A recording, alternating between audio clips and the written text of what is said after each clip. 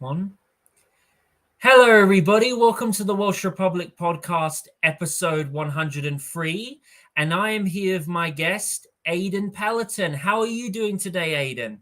I'm good. How are you doing? I'm sorry for being late again. I know we were supposed to start about 2 hours ago, but it's my husband's day off, and I always want to sleep in when he doesn't have to get up for work. So I forgot to set my alarm, but here we are. That's okay. That's all good. What have you got planned for today, Aydin? Anything much? Besides hanging out here, I do my normal stream at 8:30 GMT. That's the Broken Crown podcast with my co-host Spoon, which it's just like news and politics, which I think is what we're gonna mostly be talking about here today. Current events, stuff going on in the world, from the sounds of things. I'm sure you got a lot to talk about, especially with what's been going on. It's just been absolutely crazy the last few weeks. I mean, 2023 really has started off, boom, like a big explosion. Pretty much like that. I mean, that's the thing is that sometimes like a week will go by and I'll be like, there wasn't that much to talk about, and then I go through like a Gateway Pundit or a news aggregator like that. And they're like, wait, a whole bunch happened this week, even when it's stuff that you don't notice. There's never a week that goes by where there's not a whole bunch to talk about. So that's why we started doing the podcast, because, my style of videos for is documentary style, and based on research, which take a long time to put together. And they have to be because they take so much time, they can't really be about a hyper current events thing, because it takes me like a month to make one.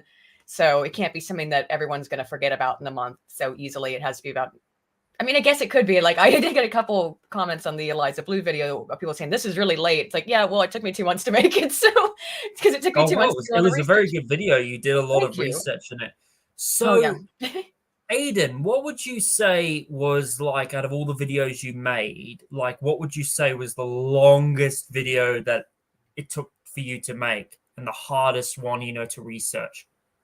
Probably last year, I did a video on the Russia-Ukraine conflict, where I was looking at just the entire history of those two countries. I mean, going back 1,000 years, and trying to figure out, like, why is this happening, and to understand. And I am not a history person in that, although I like history memes and things like that, and I'm interested in history. It's not my main area of study. I'm a social scientist. And so that was out of my wheelhouse. So that also took about 2 months to put together. The Eliza thing took 2 months to put together because I had to go research a person. And that was a person who really likes to delete their stuff and try to obfuscate their past. So that took a long time to put together. But I think the thing that took the most research and actual work for me, because the research side of the Eliza Blue video was easy, because I mean, that was what I do every day, which is go read social science papers. But it was the looking into her and trying to put her backstory together, because it makes no sense. That took a really long time to try and be like, okay, what the hell is the timeline on this? But yeah, I'd say my Russia-Ukraine conflict video, which I'm really proud of, and I think holds up very well, considering I made it. I think it came out in April of 2022, so like right after the war started. Well, yeah, but it took me about 2 months still after the war started. Mm-hmm. It took, I was as soon as as soon as the war started, I went to got to work on that, of being like, okay, what the hell is happening here? Who are you, like, siding? Do you think Ukraine's in the right? Do you think Russia's in the right? Do you think that Russia's invasion of Ukraine is against human rights? Do you think Putin's a good guy, or do you think Lazinski's a good guy? And do you really believe in, like, the neo-Nazi Azov Battalion really exists in Ukraine, or do you think the Russian media is just overhyping that? The Azov Battalion absolutely does exist. That's because of a history of veneration of a guy called Albert Bandera, who was a Nazi collaborator, but also Ukrainian nationalist. However, he did kind of sell Ukraine out to the Nazis. It's a bit complicated. Again, it's a 2-hour-long video that I did on it. So it's not just Azov Battalion. There's actually quite a few neo-Nazi groups, all of which venerate Albert Bandera, who was named in 1990, I think, or 1991, a hero of Ukraine in the 90s sometime. and the hero, the national hero of Ukraine. It's not And he was uncommon. also the guy that led, the revolution back in Ukraine, where they were killing a lot of Jews and a lot of Polish people. Is that correct? He let them. He and his group of people essentially let the Nazis into Ukraine. I see. Because, fair enough. What year was that again? Oh, I'd have to look it up, but that was when the Nazis invaded, because at that point, it was the Ukrainian SFSR, or Socialist Federalist Republic, or something like that. But so there, and that's with good reason, is they wanted to break away from Russia, and not be part of the Soviet Union, or which is, so it's understandable why so many Ukrainian people venerate Bandera. However, he was a Nazi collaborator, unquestionably. Are there people in Ukraine who venerate a Nazi collaborator? Oh yeah, very commonly. Of course, both sides are going to, hype up their own side. In terms of who do I think is in the right, I think both sides have done things that are in the wrong. When Russia took Crimea, which, now this is a bunch of questions about Crimea. Crimea technically voted to join Russia. However, they voted to join Russia while they were being occupied by a bunch of Russian forces. So how free of a vote was that? In response, but there is a lot of evidence to support that actually there is a lot of ethnic Russians who live in Crimea. Something like 80% of the citizens there are ethnic Russians. Same as in Donetsk and Luhansk. Mm-hmm. In response, the Ukrainian government blew up a dam, or was it? No, they dammed up the Dnieper River, which very true, in 2014, which has stopped fresh water flow to Crimea, and they don't get any other fresh water outside of that. Aydin, when you look at sorry for interrupting you. Oh, sorry about that. No problem. Sorry for interrupting you. I was just saying, when you look at what's going on since 2014, with the Ukrainian government shelling people in Donetsk and Donbass, and seeing the ethnic Russians that have been killed there or been set on fire, which is disgusting and absolutely against human crime, and the fact that the UN, the United Nations, and the United States government has been funding that, as an American yourself, to see all your taxpayer money going towards, this right-wing group that is killing, ethnic Russians there. And, hearing the fact that that ethnic Russian group was actually banned, that the Congress actually banned, funding to them. I think it was some point, last decade. They banned the Russian language. Yeah, that's true. They banned the Russian language too. And when you see that stuff and seeing the horrific, crimes that these guys did, how does that make you feel? I mean, it's frustrating. It's over $100 billion has in the last year has been sent between the U.S. and her Western allies to aid Ukraine, and that's just in aid. That's not even totally accounting for that's in aid and in paying for some of the stuff, but it's not accounting for all of the military spending, in terms of the UK just authorized giving a whole bunch of depleted uranium rounds. Which are called tank killers. However, the thing about depleted uranium rounds is that when you fire them, they get superheated and they release radiation. And if they get into the watershed, they can cause radiation damage to the local water supply. Which, I mean, I think it's already a big question of whether or not, look, technically using depleted uranium rounds are not a human rights violation, or not human rights, crime against humanity or whatever. But I think maybe we should think about that a little bit. And then, people in the West who really, really hate Russia and think this is a total war of absolute Russian aggression without understanding the history of the 2014 revolution and understanding, the conquest, or whatever you want to call it, of Crimea. I don't understand that whole history there. And they just go, wow, why is Russia escalating and talking about using nuclear weapons? You just sent radioactive rounds to Ukraine. Look, the escalation is happening because the West is propping up Ukraine so much. Now, I don't think that, I think Ukraine's a sovereign nation and they have the right to defend themselves from the Russian aggressor. However, it's not so simple as Putin just rolled up one day and decided, I just want to bully this smaller country that has no connection to us whatsoever for no reason. Biden was using Ukraine as his personal piggy bank. all throughout for the George last 2 Soros, decades. Hillary Clinton was also using They it. all All the have. globalists, pretty much go like since 2014, Ukraine has pretty much, been a globalist den. It's a globalist shitting ground, pretty much. Mhm. You know, Which is unfortunate because, I mean, like, obviously, it's the Ukrainian people who are suffering for Western interests using their country as their own piggy bank, as their own, money laundering operation, which is sickening. So, Aiden, when you look at the Ukraine-Russia situation, would you say that Russia is a dictatorship? Because some people do. Some people say that Russia has its own elections. Some people, say that Russia is has freedom of speech and is a democracy. And how do you see the war in Ukraine and Russia ending? Do you see a worst case scenario where potentially a nuclear bomb goes off, like whether it's in Russia or Ukraine? Or do you think that maybe because we're seeing peace deals, which China is trying to push through, like a 9-page peace deal, do you think it will end in, do you think they'll manage to get a peace deal with Zelensky and Putin? Or do you think it's going to end in potentially a nuclear bomb going off? Well, I certainly hope the latter is not the case, obviously.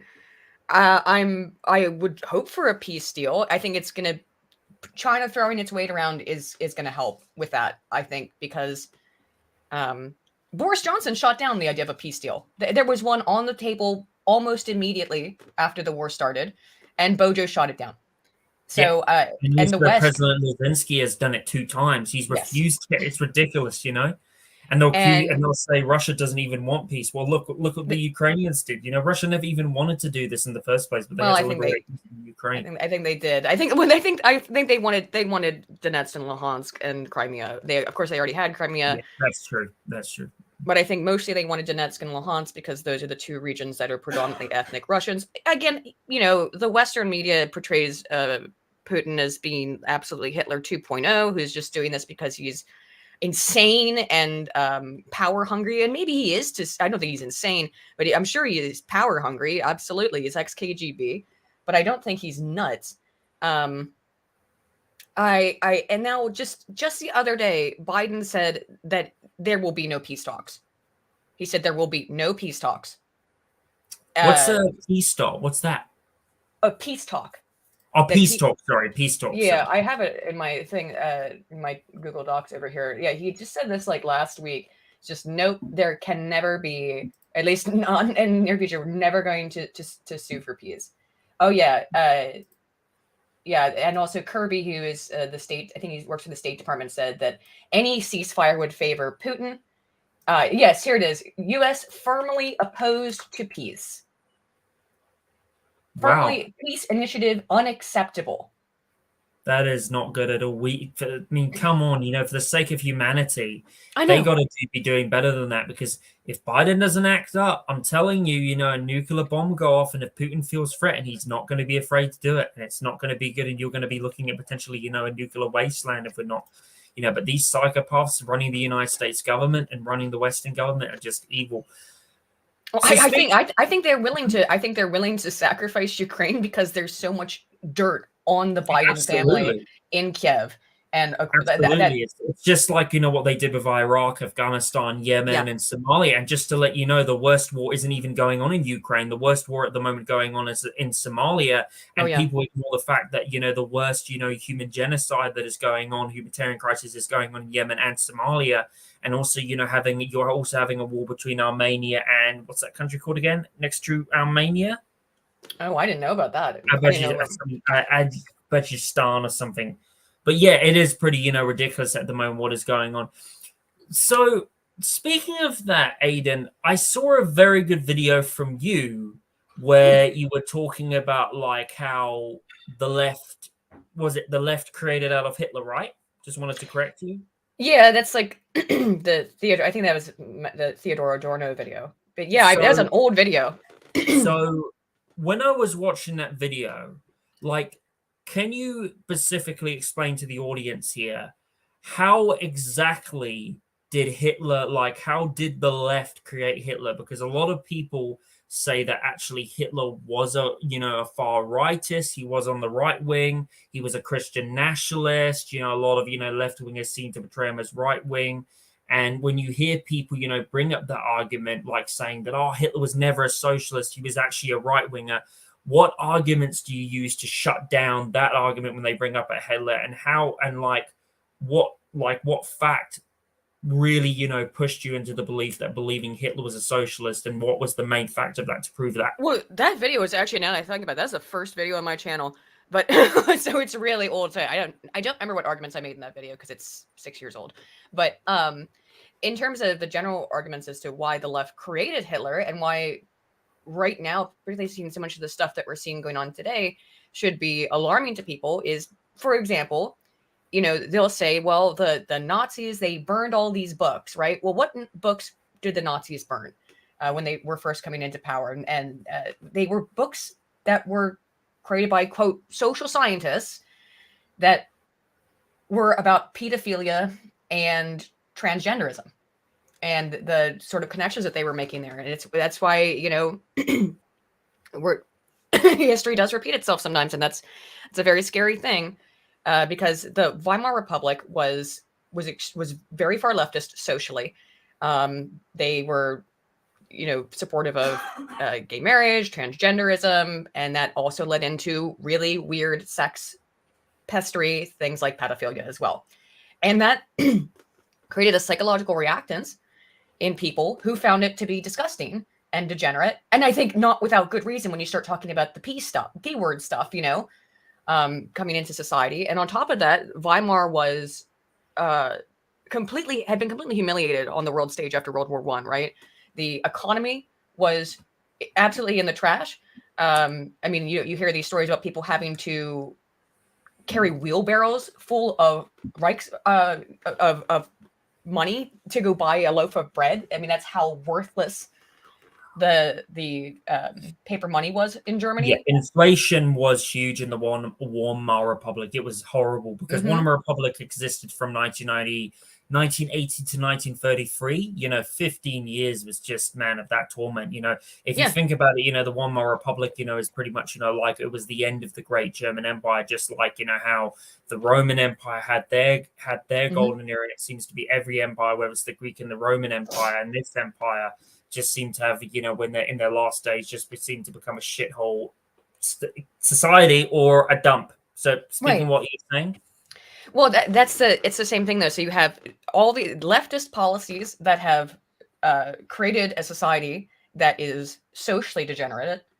And, and if you go back, look at the Frankfurt School, what they were writing at the time, which was all extremely far left philosophy. And trying to apply that to the German society. It was insane inflation. People were starving. The society was incredibly degenerative in terms of social cohesion.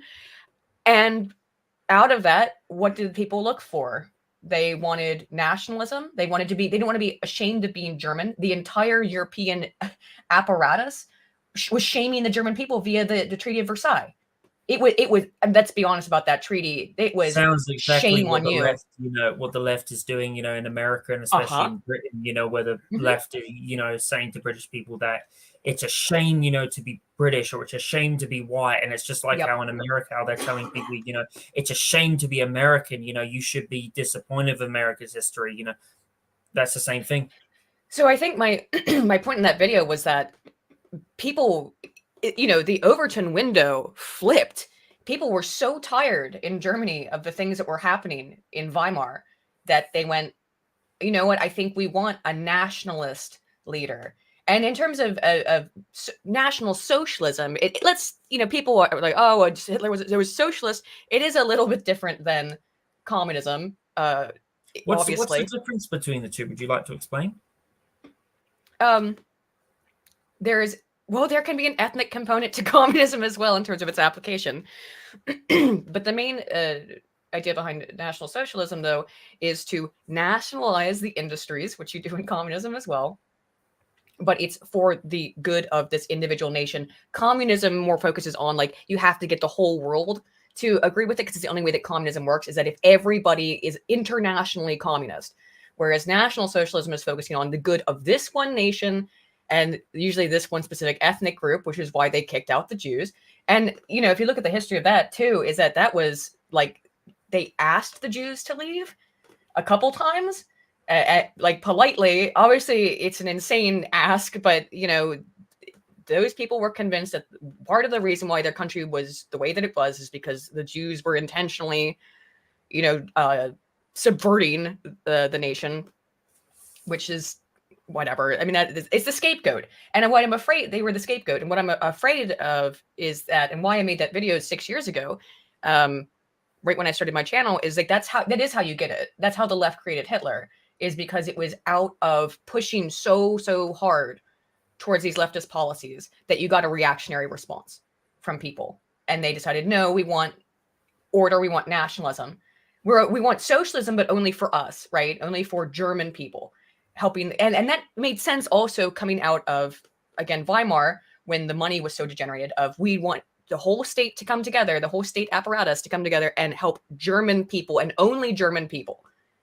And so I made that video out of fear, and the more the time goes on, I think it's a legitimate fear that you will maybe eventually get that backlash. They always talk about Nazis all the time. Always talk about Nazis. The media apparatus does. Always talking about, well, no, there's Nazis. It's Nazis. You might eventually actually get some, you know, if you keep doing this. You know, Aydin, I was thinking about a very scary thought. When I look about like what's happening in the United States right now, and like with the inflation problem, and you're like seeing the transgender ideology and all the left that they are putting, like the mainstream media and like the globalists, like using this agenda to destroy the nuclear family, destroy society. Yeah. When I look at America right now, and I look at, you know, the rise of, you know, Nick Fuentes. Nick Fuentes, yeah. That's what I was thinking of. Personally, look, I'm not a fan of Nick Fuentes. I think he's a fraud. I'm not particularly a fan of him at all.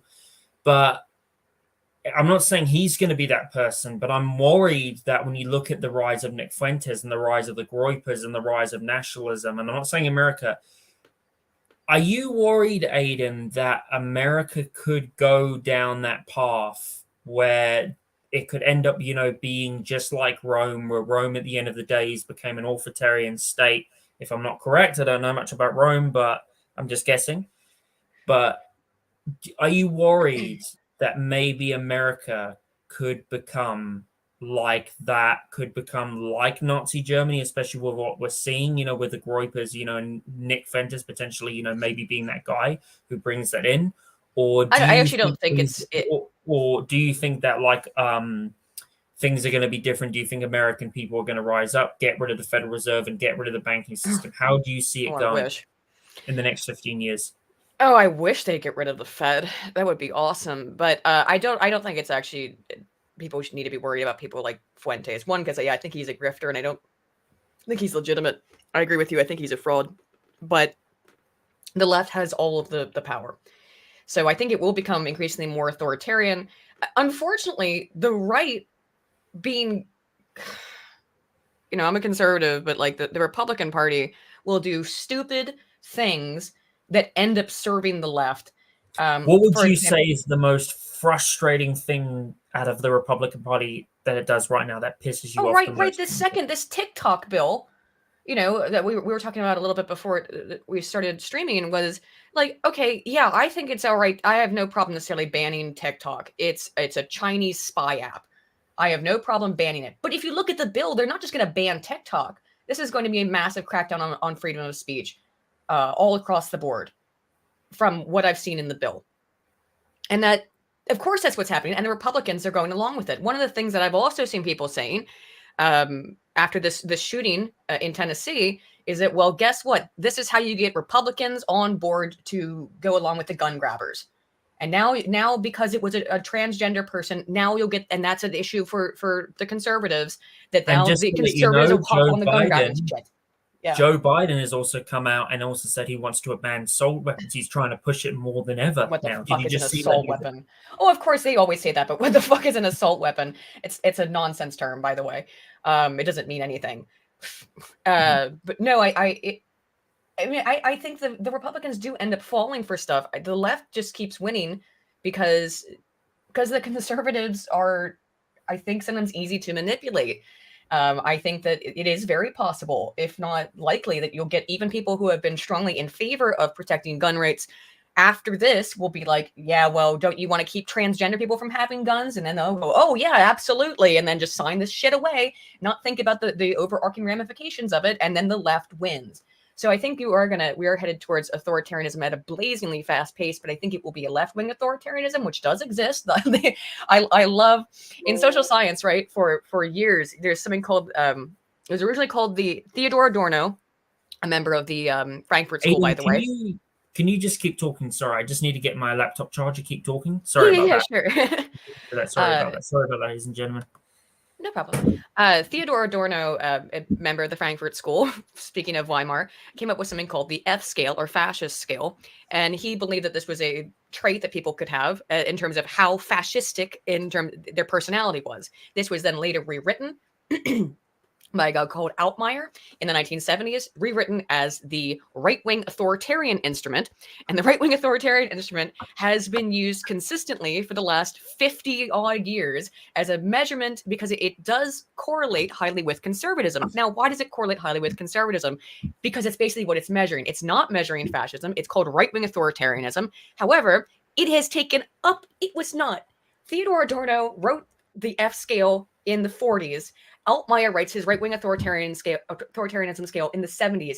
It was in 2021 that the left-wing authoritarianism instrument was constructed. And guess what? It aligns right up with the right-wing authoritarianism instrument, but it's a little bit different. And how did they come up with that left-wing authoritarianism instrument after 50 years of RWA being in the social sciences? COVID. It was because of COVID, because they were like, whoa, wait a minute. Even the social scientists who for years said there was no such thing as left-wing authoritarianism, they went, wait a minute, the way people are acting about this COVID thing is kind of weird, isn't it? Bam, there's the left-wing authoritarianism instrument. And now it's been received very good support over the last 2, now going on 3 years to illustrate that there definitely is left-wing authoritarianism. It is definitely a trait that people have. It totally exists, unlike, despite the fact that the social sciences have been saying it didn't exist. But they denied it existed for 50 years. They denied it existed.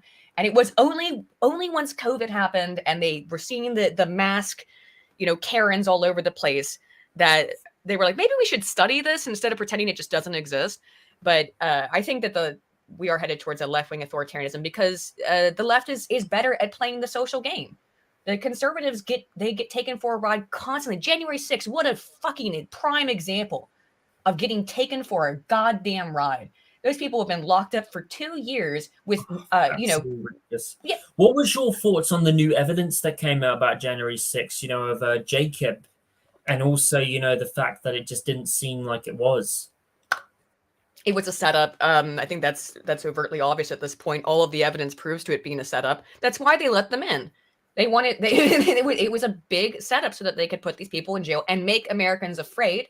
That's why the other day when Trump told people to go protest again about his possible arraignment, no one's going to do that again. Not for you, especially not for you, Trump, because you didn't do anything to get those people out of jail.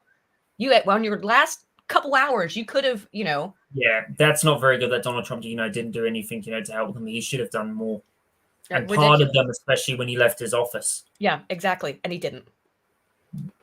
So you could have pardoned those people. You pardoned actual criminals and rappers and stuff. That's why I don't think, it's all worked in the left's favor, right? Now the right is terrified to protest even because they're afraid they're going to be set up for another, psyop. And I don't think they're wrong to be terrified of that. It has gotten to the point where people are afraid to be conservative. And that's why, I think that will be the way that things are pushing. And I hope that things reverse course, but I can't see it happening anytime soon, sadly. Not to be blackpilled. I hope so. I'll be right back. I'm going to go grab some water. 1 sec. No worries. Take your time, Aydin. That's all good. So, yeah, I do agree with you, Aydin. I think that, the United States, especially, how Donald Trump, could end up being arrested. And it's absolutely insane. Just wanted to ask the audience. So, guys, if you have any questions about this, commented, on the comment section below what you guys think about it. Just taking a bit of a 30 seconds break. Aydin will be right back. Okay, sorry about that. Oh, and she's back, ladies and gentlemen. Yes. That was the world's quickest intermission. Oh yeah. No, I just wanted to just grab something else to drink because, as I said, I was really thirsty, so I like blew through my glass of water. No worries, that's all good. So, Aydin, I was just thinking right now. Obviously, Donald Trump, his arrestment thing, it's actually been delayed. Now, when you look at like Trump at the moment and Desantis, what is your opinion on like DeSantis? A lot of scandals that are coming out about him, especially the video with Laura Loomer, where Laura Loomer was outside, protesting with Trump supporters, and then Ron DeSantis called the police officers on those Trump supporters, and then hearing about that bill that came out that basically said that DeSantis, wants to get permission, where a blogger's going to need to get permission, to write, pretty much things about Ron DeSantis, and also just to let you know, I had a person on my show called Pearson, and he's a guy who used to work for Right Side Broadcasting Media, and he got fired for making memes about Ron DeSantis. The Right Side Broadcasting Media fired him for making memes about Ron DeSantis, and especially with Ron DeSantis, they're pretty much having connections to billionaires like Ken Griffin, and also having a connection to this guy called Paul, who's friends with Harvey Weinstein, and especially how there's a video by Abby Martin where it says Ron DeSantis was actually a war criminal in Guantanamo Bay and was torturing people. Was actually one of the people. I don't know if it's true, but look at that. And also, the fact that there's also another article on National File News that says that Ron DeSantis, did something where he shortened the sentence, for people who do porn, crimes, just shorten the sentence for people, who got charged by porn, child pornography, sorry. Oh, going God. over the top, just being autistic, sorry, autistic. Oh, no, it's fine. Sensory overload. Yeah. Don't worry. I understand completely. So, like, when you look at that, do you have a feeling, like, when you look at the Ron DeSantis Trump issue, who do you think is going to win? And do you think Ron DeSantis is trustable, or do you think he's a wolves in sheep clothing? And how do you see this going in like the Republican, debate coming up this year, their primary debate? I really, really was impressed with Ron DeSantis and how he handled the COVID stuff in Florida. I don't think anyone can say a bad word about how he handled that. It was the one state, basically the entire nation, that didn't just bow down to COVID, to all the COVID nonsense, and they came out better than almost any other state, proving, pretty thoroughly that the COVID lockdowns were nonsense. If in Florida, a state that is largely, very largely populated by elderly people and retirees, pensioners, and they did better than most other states in terms of the handling COVID and COVID deaths, despite staying open. I think DeSantis did an excellent job handling COVID, and I have said that I think he should stay governor of Florida and not run for the presidency, because it will inherently split the Republican Party. It will. I don't think it's a good idea. The things that have come out about Ron more recently really has turned my co-host very strongly against him. He's very anti-DeSantis for president. And at first I was like, well, maybe it should be Ron and not Trump, because DeSantis doesn't have the baggage that Trump has. Trump is so maligned. People on the left, they hate him so much. It is they really they're not, very few of them are Christian, but if they were, they would think he was the Antichrist. It is that level of just abject hatred of the man, which they've been tricked into doing by the media apparatus, but whatever. So I was like, at first I was like, maybe it should be DeSantis and not Trump, because DeSantis doesn't have the baggage. But this infighting between the two of them, and at first I kind of thought it was also kayfabe, because I was like, oh, maybe they'll run, DeSantis will run as his VP. I don't think DeSantis is willing to do that. DeSantis has he's been not. so He's not going to. Not interested. no. I mean, look, if they were to work with each other, Oh, it would wipe the floor. It would. I mean, it would be. I think that's GG for if they it would was Trump shit on DeSantis the ticket. fucking Kamala Harris and Biden, even though freaking Biden did. Yeah, but anyways, like you were saying, if the ticket was Trump DeSantis, there is no one the Democrats could put up that would beat that ticket. But I don't think. Well, first of all, Trump is not willing to be Veep at all. That would never work. It could never be DeSantis Trump. That would not. No, that you just know that's not how Trump plays this game. So that's not possible. And I think DeSantis is probably the same way. Maybe not to the same degree, but I don't think there's any way that he would run with Trump at this point. All the shit talk and the things they've done back and forth to each other. Again, part of me was hoping it was kayfabe, which is a wrestling term where it's pig Latin for fake, right? So, or essentially some form of pig Latin for fake. That's where they think the term comes from. But in that you're playing it up, a big show, and Trump has a big history in professional wrestling and the big showboating stuff. Yeah, he and did, so, especially that time, when he saved Vince McMahon's, I remember that very well. So part of me was kind of hoping that it was all kayfabe, and they were just putting it on so that then they could come together and be like, we've had our differences, but now we're gonna join hands and I don't have, by the way, I haven't completely written that out as a possibility. It could still happen, and that because then of course that's another thing that would really get people excited, like, oh, they put their differences aside and now they're gonna run the country together. I don't think it's gonna happen, but that would be awesome. That would be the best possible outcome if that or DeSantis stays in Florida to run because he's clearly a good governor. DeSantis should not run for president. I don't think it will split the Republican vote. It will get people mad at Trump. It will and at DeSantis. It will make people hate both of them in the Republicans. And that is the way. If DeSantis runs, that's the only way I can see Biden Harris winning. Is if the Republican vote gets split and people get mad. Republicans are infighting. And again, I think this is why the left wins, because they know how to play this stuff. And if that's what ends up happening, that's the only way I can see Biden Harris winning a second time is if Ron DeSantis runs against Trump. Or voter fraud. The Republicans. Oh, well, they're going to do that. And that's one thing I'm very credited. By the way, just to let you know, Aydin, I'm not a Trump supporter. I used to be a Trump supporter, but now I'm a libertarian volunteerist. But I think Trump, should have done more to fight big tech, and he didn't do enough to fight the Federal Reserve and stuff. Also, just my friend Z says hello. She's from Florida. She's a very cool person. She says, I live in Florida, person. Hi, Z. Hello.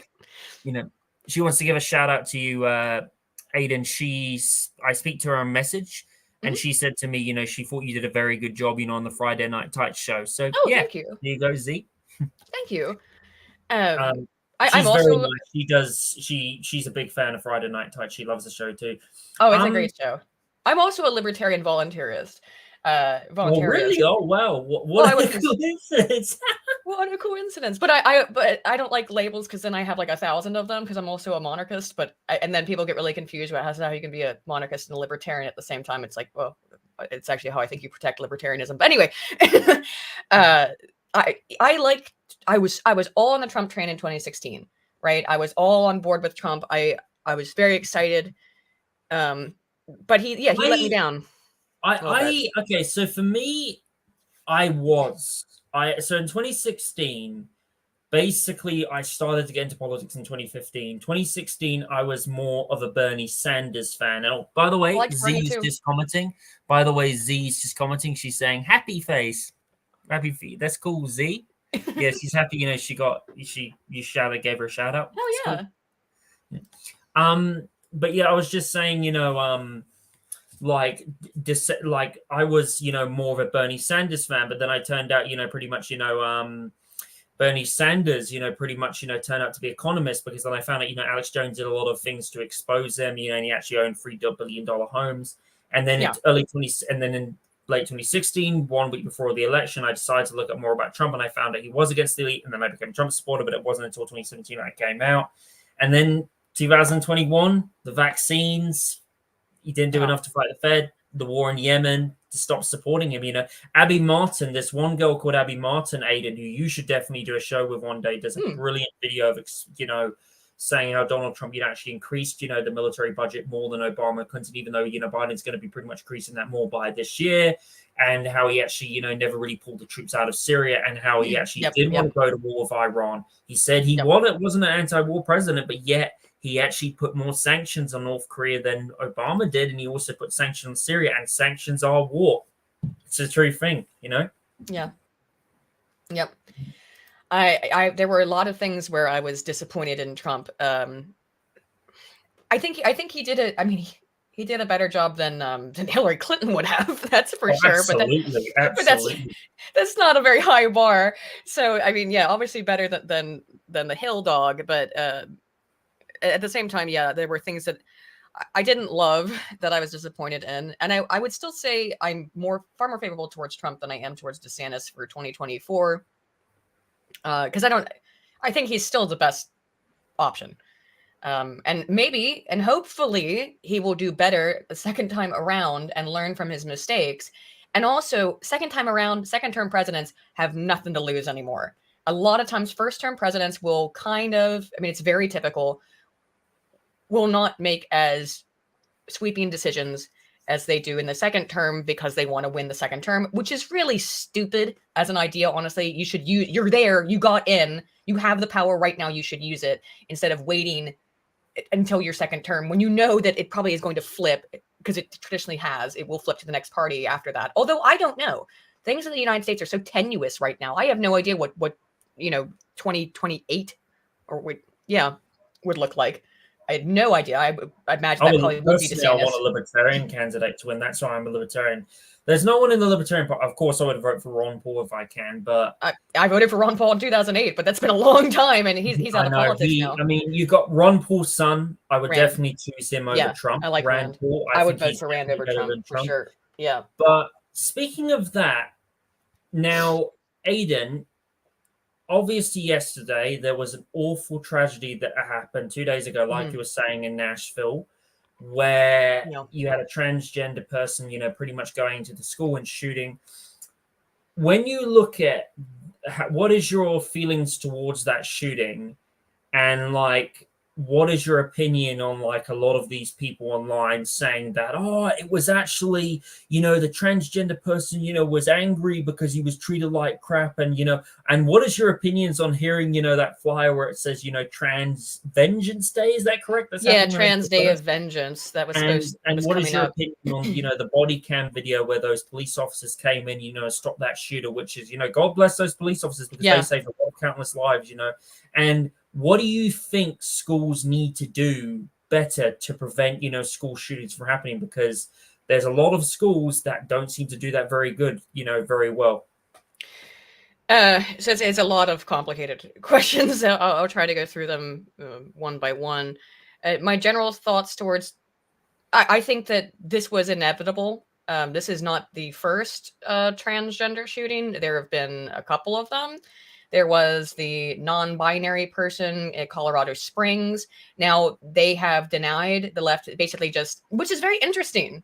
It's very interesting that the left just denied that person was really trans or really non-binary. So the way I thought you could just say that you were non-binary and you're non-binary. And they said, no, they're using that to try and get out of trouble. I don't think you get out of trouble. You don't get out of doing a mass shooting because you say you're non-binary, but the left has walked it up to that point where I think people could get that impression that, they are beyond reproach. Because if you misgender someone, you can lose your job. They have made trans people this, being trans, this sacred identity that is unquestionable in terms of you can't even criticize them without getting in trouble. It's criticizing them for something that has nothing to do with their gender identity because they've become such a sacredly protected class. But that was interesting that they now deny that person was really non-binary, even though I thought it was about self-ID, whatever. There was one in Denver that was a transgender person, another trans man, so female to male. And then there was one in Aberdeen, Maryland, all in the last 2 years. Those have been the trans non-binary events that have happened. And there is certainly the fact that of the 4 events now, that 3 of them have been female to male. I think probably speaks something to the potency of testosterone. Now, Margaret Taylor Greene is in some hot water for saying that exact same thing. Where is she wrong? Testosterone increases aggression. We know this. We know this for a fact. It's not a question. It's not a debate for the science that hasn't figured out yet. Whereas with male to females, you're giving them estrogen that's going to decrease the aggression. It does increase emotionality, though, which is maybe why we have that 40% suicidality rate, which is predominantly in transgender males to females. Increased emotionality in the females to males. However, you're getting increased aggression because of the testosterone. This is not, I think, it's so funny. Like, not funny. It's all fucking tragic, but it's ironic that the left has gotten so wound up in all this transgender nonsense that they don't even know how to react to this tragedy either. They don't know how to spin it. They're looking for a spin. And some of them are saying, well, I mean, really, well, let's be honest. David Pakman said, basically, the Christians didn't pray hard enough. Yeah, I saw that. That was a really stupid, I mean, David Pakman, I mean, look, he is a far lefty. You and me, like, come on, you and me, we disagree with him, but he can be much smarter than that. That was a dumb comment. And, did you see the guy from the Young Turks, Kurt, say that? What was he say? He said that I didn't see it. Transgender people need to, pretty much be armed with guns from right-wing. Well, a lot of them are saying that is that they need to be armed with guns. Wait a minute. Aren't you the anti-2A party? What is happening?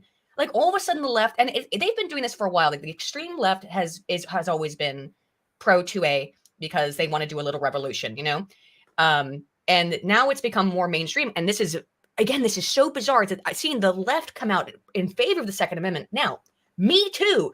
Good. I want more people on the left to be in favor of the Second Amendment. Okay, good. I don't want 2A to be abused. And I'm worried, as I said earlier, that I think this might get spun so that you end up with conservatives fighting for gun control laws just because they want to keep them away from transgender people who are, look, this is where every time there's a mass shooting, every single time there's the debate, it always ends up politicized. This one does seem like it was political. There's a manifesto or tranifesto, if you will, where which hasn't been released. The police department, what the police chief said was that it seemed to be politically motivated and it was a targeted attack on the Christian school. CNN said it wasn't. Well, that's what the police chief said. He's also said that they will release the manifesto, but not until their investigation is finished. So who knows how long that will take. The presence of a manifesto usually implies political motivations, though, inherent, right? Yeah, that's true. Generally speaking, if there's a manifesto, it means that this was, well, obviously it's premeditated, and which this clearly was. And also, and this goes into something else, is that the question of how do you stop school shootings, this person had another target in mind, supposedly, but chose the school because there was no safety officer present. That's fucking terrible. It's disgusting. There needs to be, because especially, that young girl who died getting shot. God. That was fucking terrible. 3 children, 3 9-year-old children and 3 adults. And, Shiwan had posted a good tweet last night that I retweeted, which was that stop posting pictures of this motherfucker unless it's their dead body on the ground, and post pictures of the beautiful people who died, who lost their lives. Very fucking... Dude, spot on. That's a good quote. I mean, honestly, the fucking victim, the fucking shooter who's going to do that, whether that shooter, even if the shooter was, not a trans person, even if the shooter was not a trans person, even if the shooter was a right-wing person or a left-wing person or a black person, you don't take lives. It's fucking disgusting. And it's the lowest thing you can do, especially doing that to young kids. Taking oh, absolutely. I have a warning on my YouTube channel. I've never gotten a strike, but I have a warning because after the Christchurch shooting happened, I was on 4chan and I saw the raw footage, right, that he had uploaded, the Christchurch shooter, and it fucked me up so bad, like, just to see that stuff, that I wrote a video in rage, and I was so screwed up where I was like, this is going to get politicized. This is going to get used by both sides to do gun grabbing and to do insane shit. And they're going to, I walked through like the things that I thought they would try to blame the shooter on. And I said, one of the things that some people will claim is that it's a false flag. It's because I said that the video got me a strike. I didn't say it was a false flag. I said some people will claim that it is. It's one of the 3 things that will probably happen with it. That's why I don't like to always talk about this stuff right after it happens, because it does emotionally affect me. But I think I'm okay. It's been 2 days, so I've had some time to process this. And I do understand why it fucks people up like that and causes them to react emotionally the way, because I do. It makes me, horrified to see that 3 9-year-old children died for whatever reason. I don't care if it was political or non-political. It's sickening that 3 9-year-old children and 3 adults as well were killed. It does seem to be political. And I think, honestly, it was an attack on Christians. I think that's what it ultimately was about. However, like I said, this person had another target that was not the Christian school. I don't know what it was, but the other place, I think it was like a public place, and the other place had a security officer, so they didn't want to go there. Yeah, I did hear about that. I also saw, how that person who did the shooting was also posting like a message to someone, like saying, "Oh, this is goodbye. I want to see you again in another life." Who was that to again? It was to a friend on Facebook. And they, excuse me, they sent the friend the message 18 minutes before the shooting started. So I don't blame that friend in any way for not reporting it to the police. Because how could you? I mean, the messages were like, "I'm about to do something really bad. Goodbye," right? And that's the gist of the messages. How would you? Some people are blaming that friend. It's like, how could that person, one, know anything? What does that mean? Could she tell the police in time? Like 18 minutes, 18 minutes. Look, maybe if she was next to a police station, she could have. I guess you could call. I mean, you could call the cops. What are you going to say? My friend is saying something kind of sussy baka, but where? True. You just know who they are. You don't know what they're targeting, even if you did suspect they were going to. Right. So that's not that person's fault whatsoever. The logic is not going to make sense, and for them to be blaming the friend, that's dumb. What has she done? She's just trying to do the best she can. Like, yeah. It's so. I mean, that's ridiculous. But that's cope. That's a cope, because everyone is looking for someone and something to blame. We know who to blame. It's Audrey Hale. Is who's to blame for this, and nobody else. I mean, there are probably politics involved, and certainly, again, going back to New Zealand, the Posey Parker thing that happened just the other day. Clearly, the violence is escalating. And no wonder why. The left constantly tells trans people that they are being genocided. That has been their predominant narrative now for years. Not giving kids hormone blockers. I made a little tweet thread about that last night because I was thinking about this. When I was 21, I was placed on Lupron Depot, which is one of, if not the primary drug used as a hormone blocker in children, right? Now, I was given this to treat a disease called endometriosis. It treated my disease. I'm real happy about that. I had a 40% loss of bone mass. Oh, God, that's awful. Yeah. And I'm still, my bones are weak as fuck. I worry every day about tripping off, because I shattered my foot right after doing that by just tripping off of a curb. And for the last 10 years, I have had to worry every day about stepping wrong, tripping, just twisting an ankle because it could shatter it, right? Now, this is a drug that they give just indiscriminately to children. I was on it for 3 months. 40% loss of bone mass. They put kids on this for 7 years. There's a problem here, right? And nobody will talk about it because they're too afraid of the trans lobby. And at the same time, if I say, as someone who has taken the damn drug, maybe don't give that to children indiscriminately unless there's a really serious issue. And by the way, there are other drugs you can use to prevent puberty, but also maybe children should go through natural puberty to figure out if these feelings that they're having are permanent, right? Or if it's just an aspect of growing up, But that being said, they're giving these drugs to children indiscriminately. And if you say, what I said is maybe think about it and don't, because these drugs are really serious, then they call that a genocide. You go to Reddit, you go to Reddit and all these different places, and they'll be like, children are being genocided, trans genocide, because they can't get Lupron Depot.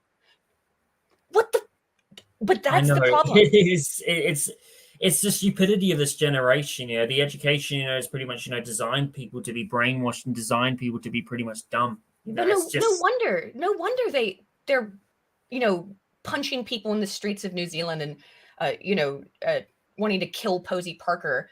And it was terrible. And it was also, by the way, just to let you know, there were old people getting attacked. There were like freaking, people saying, that's not 70-year-old woman or something got punched. Yep. 7-year-old woman, and it's absolutely disgusting. And you got the Prime Minister Chris Hopkins. He didn't do anything to condemn it, but of course, of course not. Oh, I saw his statement about it. It was ridiculous. It's basically just like, no, he said what did he say? It's like, I'll just leave that up to the police, something like that. And the right side, conservative Chris Luxon, who's supposed to be a conservative, who's actually not a conservative. By the way, in New Zealand, you probably heard that we've got Labour and National. Yeah. Labour's the left-wing side, and National's the right-wing side, and it's just ridiculous. It's absolutely like Chris Luxon didn't do anything to condemn it. It's sad to see, the way it is, Aydin. Also, Aydin, did I mention something about the flyer about the transgender, Revengeance Day? What do you think is going to? I've got a question for you. Yeah. Do you think something's going to happen on the transgender revenge day? Or no? Day of vengeance. Yeah. I don't know. However, as I've said, there's clearly an escalation, and trans people are telling each other, and the left is reaffirming for them via the media apparatus that they are being genocided. Now, of course, you know what? I'll agree. You are being genocided. Do you know what one form of genocide is? Sterilization.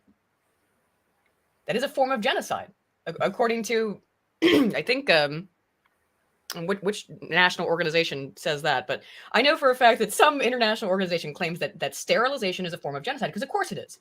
If you take a whole big group of people and you sterilize them, as, say, the Chinese are doing to the Uyghurs, that is a form of genocide. I would say you kind of are genociding trans people. It's the transgender lobbies. It's the medical medical apparatus that is genociding transgender people by making sure that they're sterile. And something? To be honest, just to let everybody know, we're not against trans people. Me and Aydin, we have a lot of friends who are transgender. They're very good people. They're very nice people, especially on the libertarian side. There's a lot of transgender people who are very cool. Yeah. These transgender people, the ones we're talking about who we're friends with, they're against. A lot of them are against this whole political correctness, this whole, whether it's Blair White, whether it's this other transgender person. It's people getting taken for a ride is what it is. It's people getting absolutely taken for a ride. Some of them are legitimately transgender, people who are involved in this movement, the political trans. Like, it's just like how, there's like capital B Black, which is political Black. There's like capital T trans of political trans. I think, first of all, there was a study that has been redacted and retracted that was called Rapid Onset Gender Dysphoria, was the name of the phenomenon they were witnessing. The reason why it was retracted is because they asked parents to report on what their children were doing rather than asking the children themselves to report on it. I don't think that's a really good reason for a retraction, but what the study found is that in young girls in particular, they would suddenly, once they made a friend in school who was trans, usually another female to male, the likelihood that child would come out as being trans went up by like 10,000%. It was a very, very serious, like if they had a transgender friend at school, it was like a 90% likelihood that the child would also come out as trans, because it's socially contagious. And why is it socially contagious? Well, let me tell you why. We've all been teenagers, and we've all been through the very awkwardness that is puberty, and there's research that shows also very consistently that empathy, I talked about this in Friday Night Tights, I mentioned it, empathy dips in this period during puberty, where it's like everybody knows teenagers are nasty, because while they're going through puberty, their empathy drops off for a couple years and then it goes back to normal. But there's like this couple years between ages like 13 and 16, 17, where teenagers are really, really mean and nasty, and they don't have, because of the hormones that are going on through their body, they don't have the normal human empathy that they will have before and after. And well, what if I told you don't have to get bullied in high school? In fact, you get to bully everybody. No one can criticize you, not your teachers, not other students. All you have to do is say these 2 words, I'm transgender. And all of a sudden, you can be the biggest bully on the block. No wonder it's socially contagious, particularly And you for know young girls. what, Aiden? There's also a lot of, I was on a show called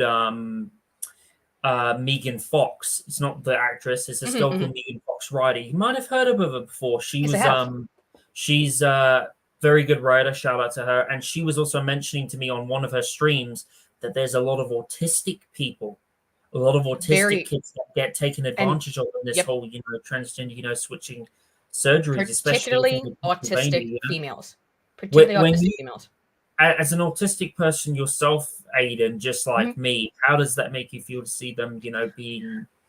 Oh, if I had been born 10 years later, I'm sure I would be transgender. I would have. I can see, because I was really badly bullied as a kid, and I can absolutely see how someone coming up to me and being like, "Hey, you don't want to get bullied anymore? Guess what? You can just say these 2 words, and all of a sudden you can be the bully." And I'm not saying that I would have wanted to bully people, but maybe I can remember feeling that way. I can remember the feelings of being 13 and wanting to bully my bullies. Of course you do, when they're doing terrible shit to you. And if it was just a get out of jail free card. Oh, and I went to a Catholic school, by the way, too, to bully my Catholic oppressors. I'm a Catholic now, by the way, but but like bully my oppressors by just saying some words. It's very common amongst many left-leaning belief systems is the power of words, right? And the transgender stuff is certainly word power. Because at this point, you don't have to get diagnosed. You don't have to take any drugs. You don't have to be on any kind of plan to do anything. It is self-ID, so you can't be criticized. And I think that's why are these people so angry and vengeful? They've been told that they're being genocided, and there are people who are using it because it's a quick route to power. It's absolutely ridiculous, what is going on, Aiden, at the moment. So, speaking of that, Aiden, now, obviously right now, I saw that, you have done a few debates with people, which is very interesting. And you did a debate, I think it was with Mark, and it was about a democracy versus a monarchy. So out of all the free... I think it was Mark. Call me Mark. He's a good friend. Yeah. Mark, mate. Yeah. Good friend of yours. So doing that debate, what system, like political system, would you say is the best? Would you say a constitutional republic, democracy, or a monarchy? Why do you think monarchism is very good? What things do you think the UK does better politically than the United States does? And what misconceptions do people have historically of a monarchy? Oh, well, I wouldn't say the UK is really counts, but I'm serious. So I don't, in terms of what political system is best, I would put this I think monarchy is the most stable. And because it's the most stable, is best at protecting liberty, which is the main thing that I care about. There's an excellent article by Leland B. Yeager called The Libertarian Case for Monarchy. It's on the Mises Institute website that you can read, of course, if you'd like to. And he makes excellent points as to why, if you are a libertarian, maybe look at monarchy. So I'll read some quotes here. Constitutional monarchy offers us that neutral power so indispensable for all regular liberty. In a free country, the king is a being apart, superior to differences of opinion, having no other interest than the maintenance of order and liberty. He can never return to the common condition, and is consequently inaccessible to all of the passions that such a condition generates, and to all those that the perspective of finding oneself once again within it necessarily creates in those agents who are invested in temporary power. Because in a democracy, we trade out. You have this asshole for 8 years or whatever, and then you have this asshole for 8 years. And those people, whoever they are, asshole of whatever denomination they call themselves, has no real need to leave a lasting legacy, because the land is not his to protect and leave to his children, right? Or her children, if you want to do it that way. They have no interest in longitudinal preservation and bettering of the society, because it's not theirs.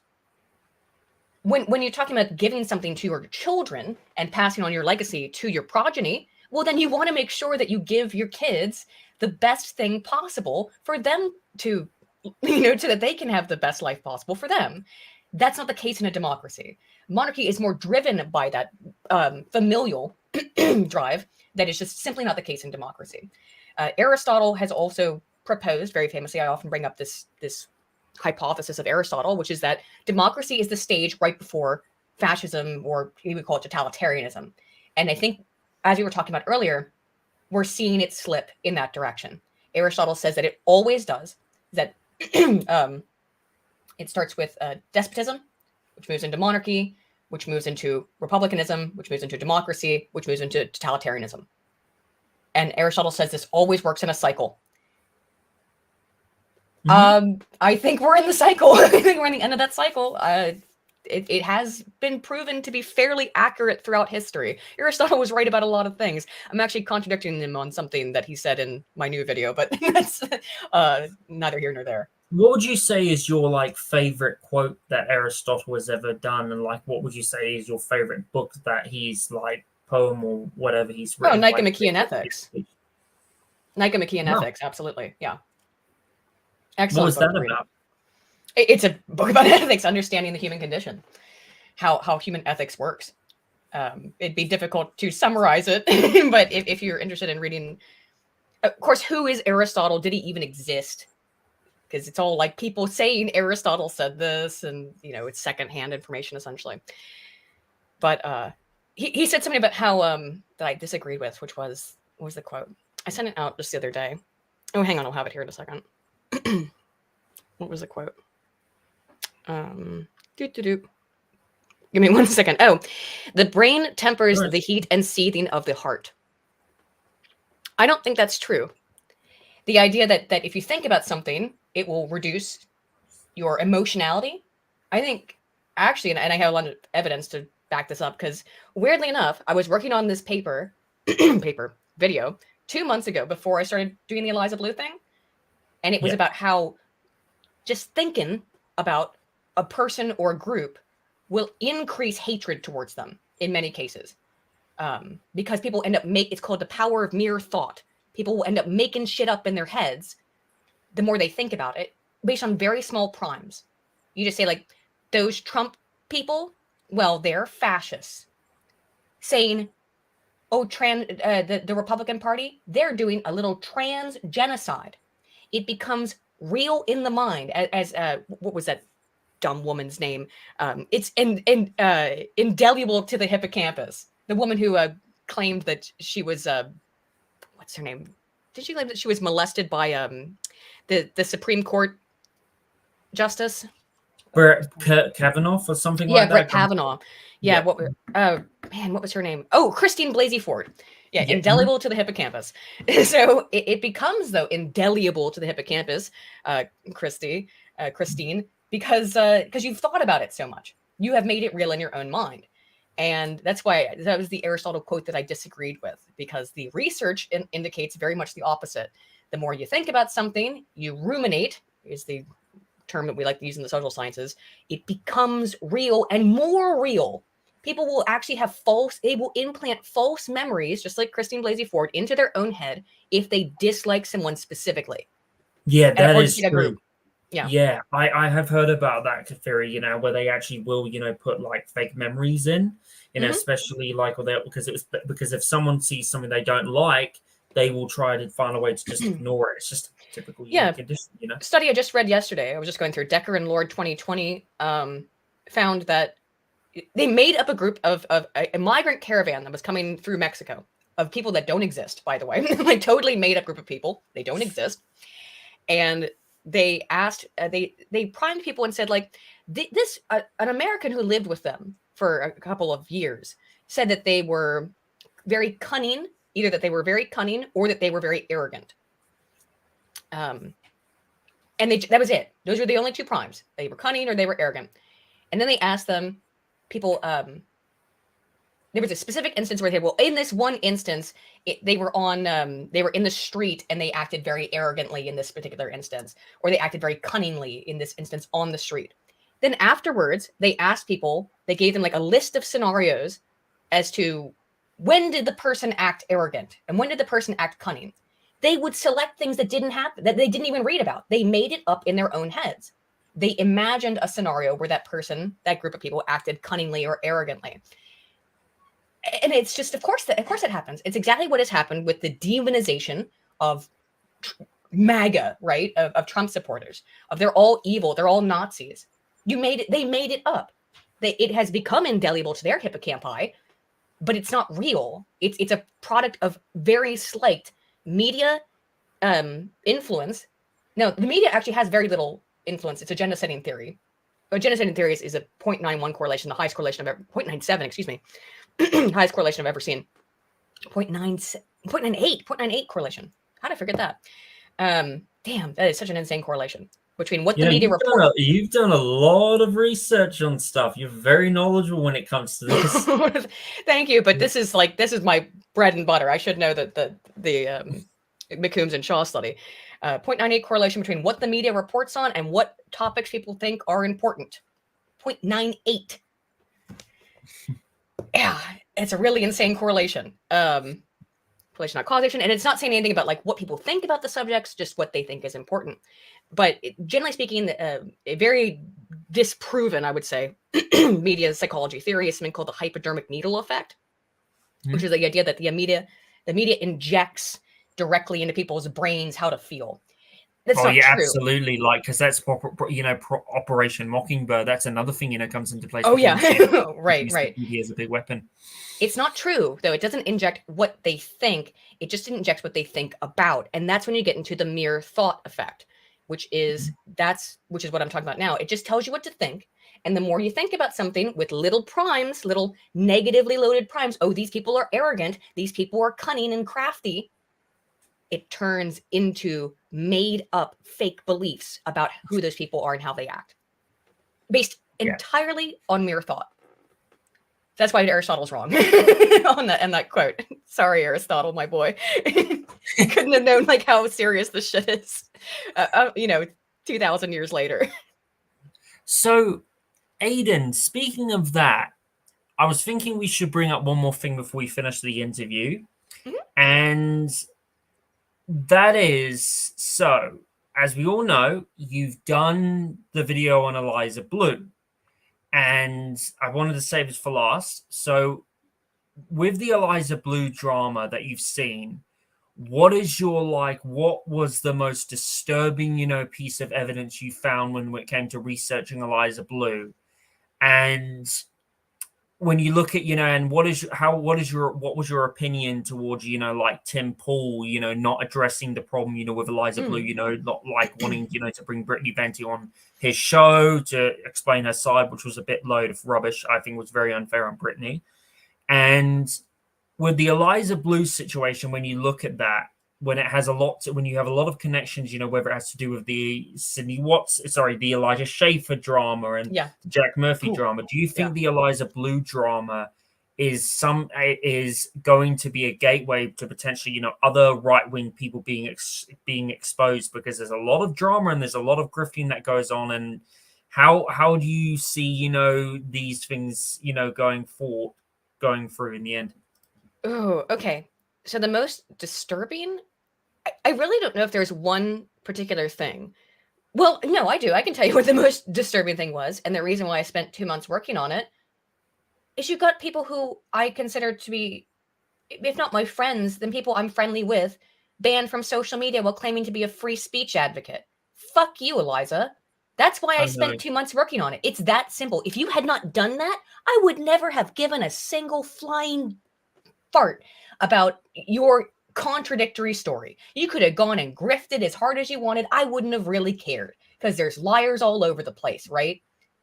I mean, I honestly would not have given a damn. Maybe if it got really bad, I would have eventually gone and looked into it. But it's because you got, and you know, most people deleted their tweets, right, and got unbanned, which I don't blame them for. The quartering, you know, Chrissy Mayer, I'm going to speak to in 2 days or tomorrow. Yeah, Yeah, tomorrow. tomorrow. It's been a whirlwind. The last week or so, just stream after stream after stream after stream. Oh, I had 1 day off this last week. But yeah, like these people deleted their tweets. Brittany Venti stuck to her guns and said, "No, I'm not going to delete my tweet," and still hasn't, which is why she's still banned. Over 2 months after the fact, which is ridiculous. But what that showed me is not only is she disingenuous about being a free speech, you know, absolutist or free speech fighter, it also showed me that, illustrated to me that welcome the new boss, same as the old boss with Elon Musk. You're still caping for friends and you know, your own personal issues, because Elon has interacted positively with her on Twitter several times. The trust and safety officer, I'm forgetting her name now, but she is friends with Eliza Blue. And so, I mean, like that's a big red flag. So that, in terms of the thing that was most egregious, that's what was most egregious to me. If she was just a lying grifter, I would have found it repulsive still that you're lying and grifting off of something as serious as human trafficking. That would have still made me sick. But I don't know if it was not good for her to do that. Like, honestly, human trafficking is something you shouldn't lie about. And, you know, and like seeing, you know, the story about her, you know, basically being an American Idol and lying about her personality, it's just. She didn't get on American Idol. She did audition. She was on Blind Date. So, but yeah, she was married to, or not married, engaged to My Chemical Romance frontman Gerard Way. She was then later engaged to like a professional basketball player, or they were not engaged, they were dating. Her whole history is so sordid. And you know, the thing that of course popped this all off was the World Star Hip Hop music video that she was in, that she agreed to be in, that she is on record, because it's in my video and I have the recording of her talking about how she begged the guy from World Star Hip Hop, please, I'm Eliza. I'm from the Shy.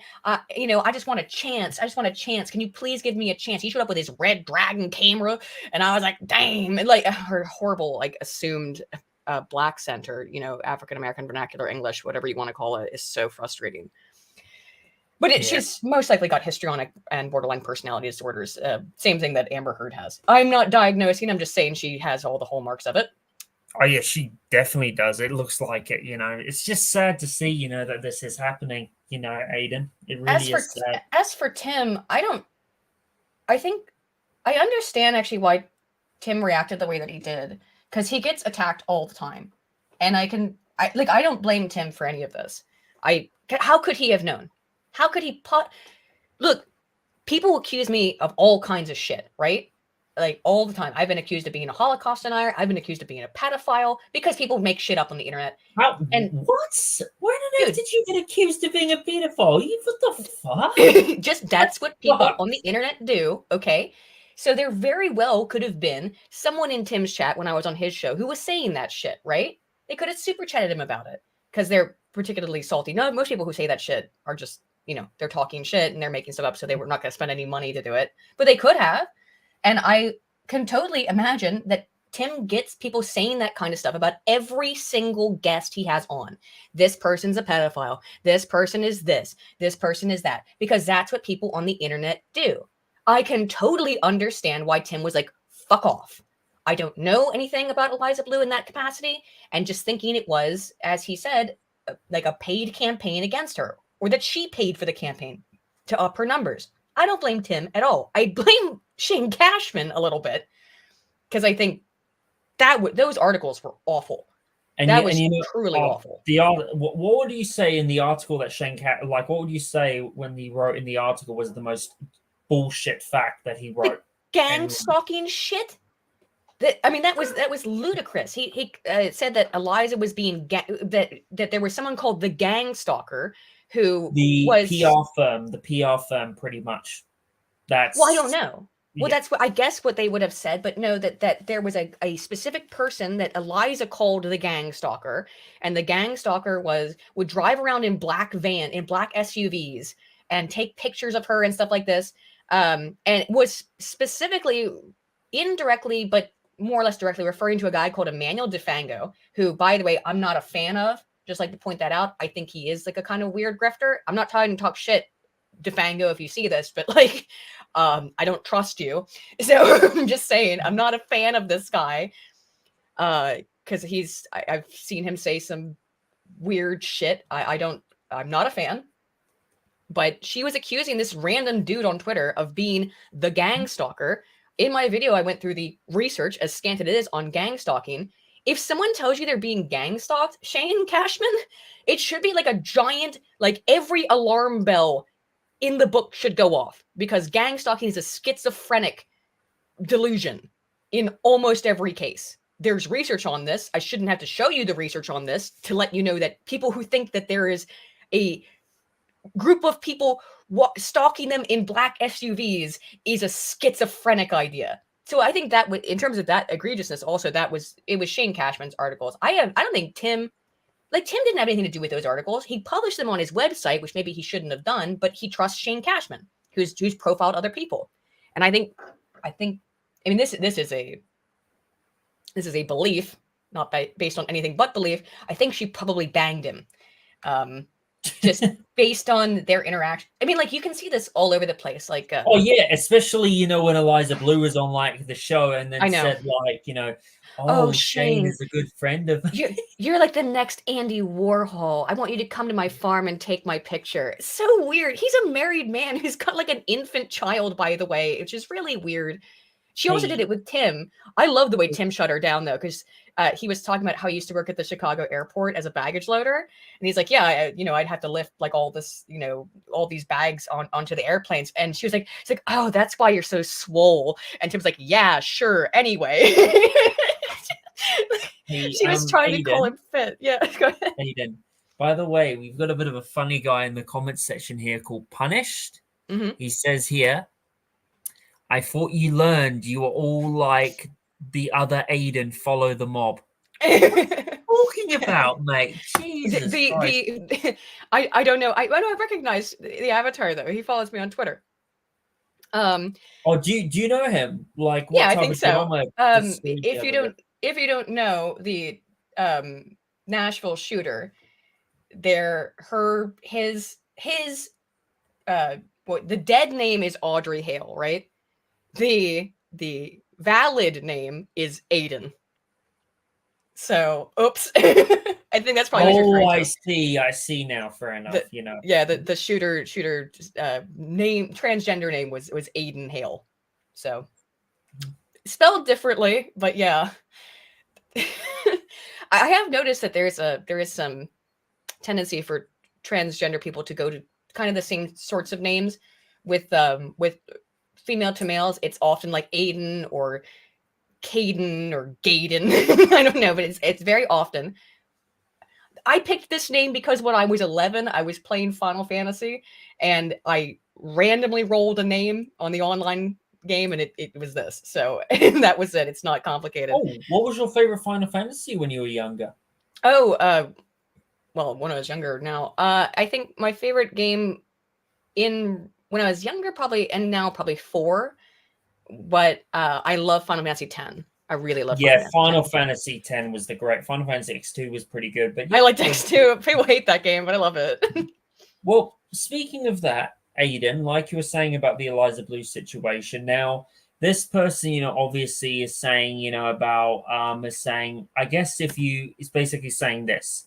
I guess if you want to go on shows and make money to be a part of the mob, I don't know what he means about that, but all the people who are defending Eliza Blue, it's just like they're the mob, too. And in a way, just to let you know, there are people, who are saying that the people who are criticizing Eliza are a mob, and a PR firm. No, we're not. We're just people, Yeah. pretty much, exposing. And just to let you know, I think it's absolutely a load of rubbish how Brittany Venti was pretty much, banned for just questioning this shit. Yeah, And the fact that a YouTube account was fucking, banned the other day for fucking pointing out something about pedophilia. It's fucked up. I know. I'm glad I was able to talk about that. I mentioned it on Friday Night Tights when I did go on, but then Sean from Think Before You Sleep did correct me because I got something wrong about it, because it did get unbanned. But I don't know if I'll ever be invited onto Timcast again after making that video, which I could very really have cost myself. No, I didn't gain any followers or anything from being on Timcast, which is not the point. I mean, I went on because I wanted to, and I was invited on. And I think the big reason is that Tim's booker, Cassandra McDonald, she apparently was good friends with Eliza.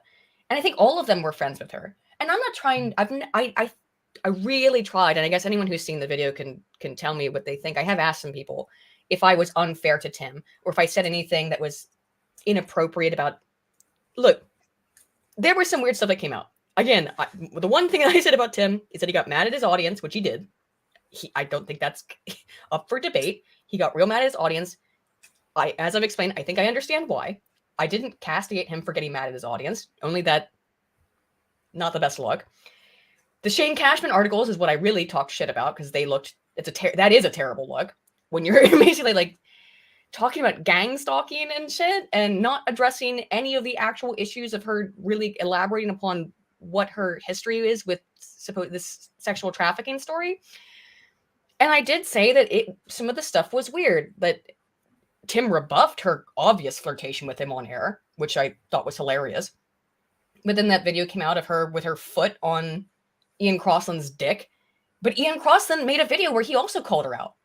Yeah, her foot is like right on his crotch, and she's like they're all drunk. And and then she's playing with Adam Krigler's hair and stuff. It's very it's so textbook histrionic borderline, where she just needs she needs to use her sexuality. It's histrionic, needs to use her sexuality to get people's attention, particularly male attention. Histrionic is almost exclusively a female disorder.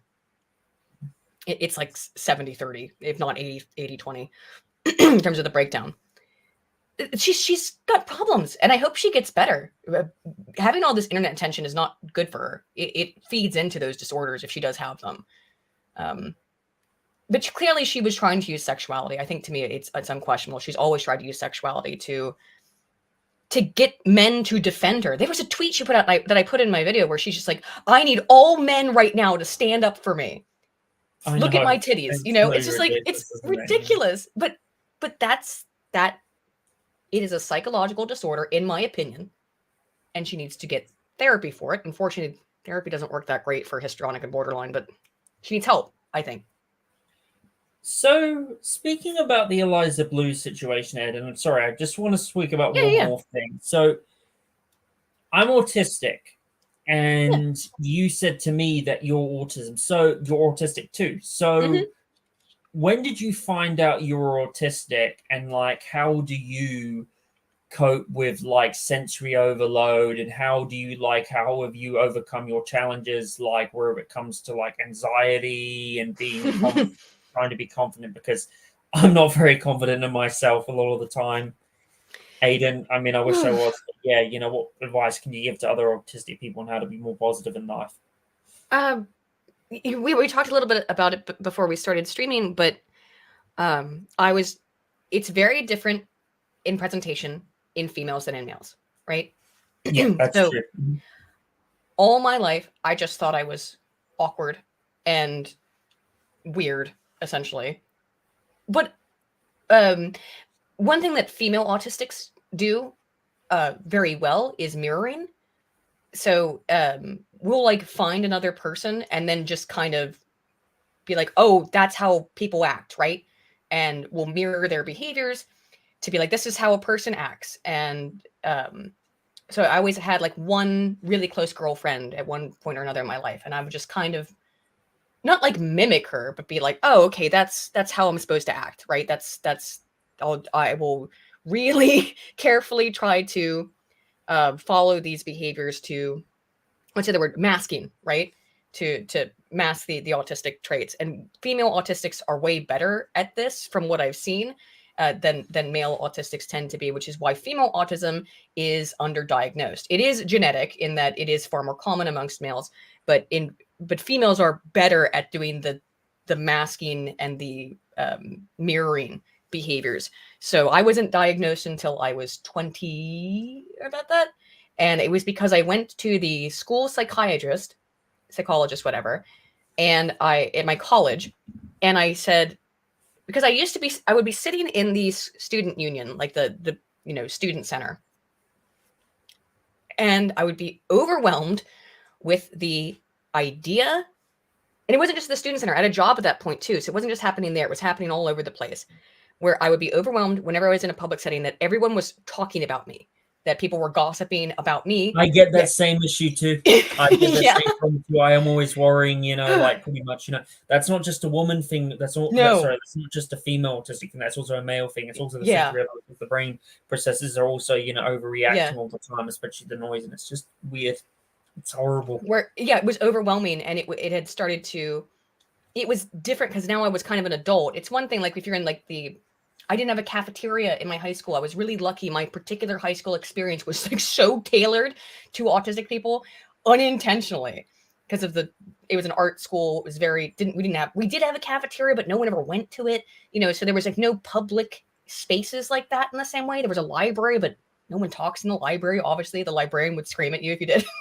Like, she was very aggressive, but there was no like when she used to tell you to be quiet, did she go shush? Yeah, you roll out. Yeah, so I didn't have. Basically, I was insulated from it for like all of my teenage years when that stuff really starts to become evident, and then when I was in college, it wasn't so bad again until I became more independent. Or like I would be at my job, and then not at my job, but then I'd go to lunch during lunch hour, and I would or whatever, you can take your lunch whenever, but more or less. So like I'd go to this, there was a it's called Kroger. It's a grocery store, but this is like a giant grocery store. It's the size of a small city, and they have a big like lunch area there I used to go there all the time to eat. They had like a salad bar and all kinds of stuff, and I go sit there, and I would get that feeling where, oh God, everyone is like judging me and talking about me, and that horrible anxiety. And I really had not been in those experiences that much earlier in my life to notice it. So I went to the school counselor at my college, and I said, I think I'm a psychology major, by the way. I'm communication dual major psychology. So I'm like, I think I've got an anxiety disorder. And they said, they did an assessment. They said, you have autism. And I was like, fuck you. Just like, I literally said, fuck you to the therapist, because again, I'm a psychology. What was his reaction when you said that to him? I was in such a fucking rage. I don't even remember, because as I told you before, at this point in time, this would have been it was over 10 years ago. So yeah, like 2010. 13. No, it's like 2010. 13 years ago, 2010. Yeah. So, and the only person I had ever heard of having autism outside of learning about it in my classes was Chris Chan. And I considered myself, even at the time, something of a Chris historian. Because you think, because of you having autism, you would be a psychopath. I know Chris Chan is fucked. He is. Well, but that doesn't mean just because Chris Chan is autistic doesn't mean that autistic people are psychopaths. Chris Chan didn't just have autism; he was a schizo. He had other fucking psychological disorders. Chris is a product of his upbringing more than he's blamed autism for all of his problems, and his parents have blamed autism, or did blame autism for. This is not saying Barb deserved it, obviously, but holy shit. But even at the time, I've been using 4chan since I was like 14 years old. So I knew who Chris Chan was, and I'd been like watching the shit he'd been doing for half a decade at that point. And so he was the only person I'd ever heard of who really like, not only he has played up the autism label to excuse every fucked up thing he's ever done. And even back then did. And so I was offended because it felt to me at the time like you're calling me Christian.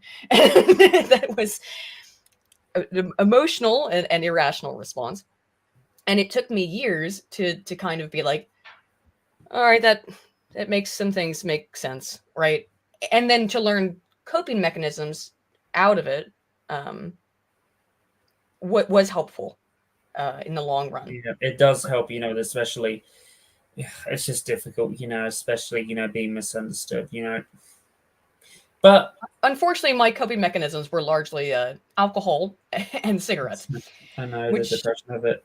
Sorry, I'm getting a bit dark. It's just, Oh, it's okay. But speaking of that, Aydin, so before we finish off, is there anything else you would like to say, and where can people find you? No, not really, other than working on a video about, as I explained, I think in maybe a little bit too much detail, but how people can use mere thought to invent realities about groups of people. I didn't mean to be writing that video 2 months ago and then come back into it right when this shooting happens. That was, I would call it serendipity, but serendipity is usually a good thing. This is like negative serendipity. And yeah, you can find me on YouTube at AYDIN PALADIN, Aydin Paladin. And thanks for having me. Nice to talk to you. By the way, Aydin, Z wanted to say something to you. Comment here. I do have a Discord. You can find it if you go to my YouTube channel. There's a link to my Patreon. If you just give $1, it gives you access to it, and then you don't have to pay me ever again. I'll give you you have to pay $1 to get it. You cheeky Nads, kidding. No. But like you could actually, if you really want to, you could just refund it if you really want to. But like, I just do that because to try and prevent spamming on the Discord. That's it. Oh, fair enough. Yeah, you'll get a lot of people like that. But yeah, sorry, I was just kidding around with that joke. But yeah, I know. Aydin, it was a pleasure having you. It was awesome. Yeah, nice to talk to you. I really enjoyed it. It was great fun. It was really fun talking to you about these many things, and especially that. And I just want to say to everybody, please go and check out Aydin's work. She does very good videos, fantastic political videos. Very knowledgeable girl. Very smart at what she talks about. She's very knowledgeable. And I just want to say to everybody, thank you for joining the Welsh Republic podcast, episode 103. I'll see you tomorrow for 2 more episodes. And take care, everybody. God bless you all. Have a nice night. Stay safe. Bye.